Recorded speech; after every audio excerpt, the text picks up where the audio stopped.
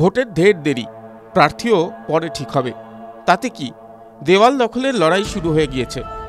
দিনে বাধা আসবে বিরোধীদের, তাই রাতের অন্ধকারই ভালো। মেদিনীপুরে মোবাইলের আলোয় হলো দেওয়াল লিখন। লোকসভা নির্বাচনের নির্দিষ্টভাবে দিনক্ষণ ঘোষণা না হলেও জোর কদমে শুরু হয়ে গেল রাজনৈতিক প্রচার। শাসক দল তৃণমূল ও বিজেপিকে পিছনে ফেলে প্রার্থী নামের জায়গা ফাঁকা রেখেই দেওয়াল লিখনে ঝড় তুলল সিপিআইএম।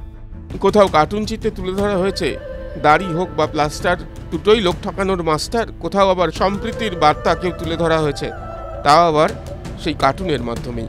পশ্চিম মেদিনীপুর জেলার চন্দ্রকোনা ২ নম্বর ব্লকের চন্দ্রকোনা পৌর এলাকা সহ গ্রামগঞ্জের বিভিন্ন এলাকায় বেশ কয়েকদিন ধরে রাতের বেলাতেই মোবাইলের টর্চ জেলে ব্যস্ত বাম কর্মী সমর্থকেরা। তৃণমূল বিজেপিকে কটাক্ষ করে দেওয়ালে ফুটিয়ে তুলছেন ব্যঙ্গচিত্র। বাম কর্মী সমর্থকরা সারাদিন নিজেদের রুটি রুজির কাজে ব্যস্ত থাকে, তারপর ফিরে এসে আমাদের নিজেদের রাজনৈতিক সংগঠনের কাজে তারা নিযুক্ত হয়। বাম রাজনৈতিক কর্মী সমর্থকরা তারা তো কোথাও কোনোভাবে চুরি বা দুর্নীতির সাথে যুক্ত না, বা তারা চোর পেশাতেও যুক্ত না। স্বভাবতই তাদেরকে তাদের রুটি রুজির কাজ সেরেই দেওয়াল লিখতে হয়, বা রাজনৈতিক প্রচারের কাজে যুক্ত হতে হয়, রাজনৈতিক সংগঠনের কাজে যুক্ত হতে হয়। স্বভাবতই তারা যখন সময় পায় তখনই সে কাজ করে।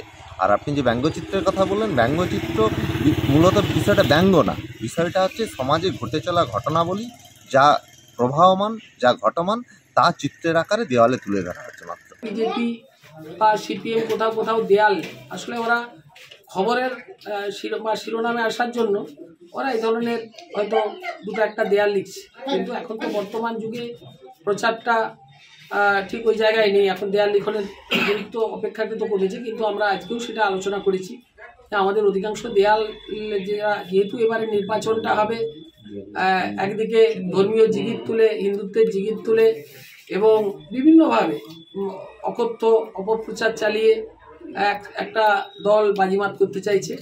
আর সিপিএমের কথা না বলাই ভালো।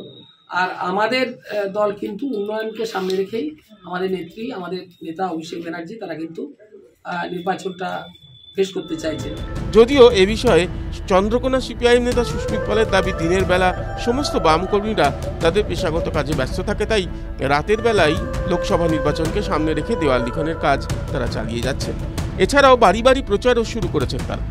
এ বিষয়ে চন্দ্রকোনা ২ নম্বর ব্লক তৃণমূল কংগ্রেসের সভাপতি হীরালাল ঘোষের দাবি, উন্নয়নের নিরিখেই লোকসভা নির্বাচনে বিপুলভাবে তৃণমূল কংগ্রেস জয়যুক্ত হবে, তাই এত আগে রাতের অন্ধকারে দেওয়াল দখলের দরকার নেই। TV9 Bangla digital.